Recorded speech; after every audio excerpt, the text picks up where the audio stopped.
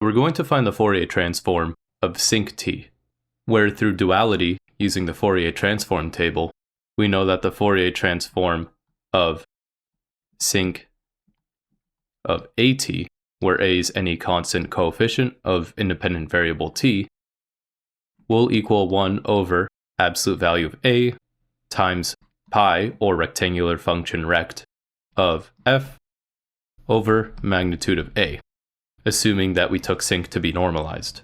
Given that we have a equals 1 from here, so this is pretty simple.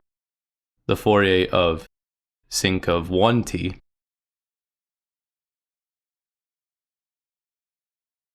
will become 1 over magnitude of 1 rectangular function of f over magnitude 1, which is just simply pi of f. To graph such a function in the frequency domain, we'll call the x-axis frequency in hertz, and the y-axis as the function itself. Only on 1/2 and -1/2 it will have a magnitude of 1.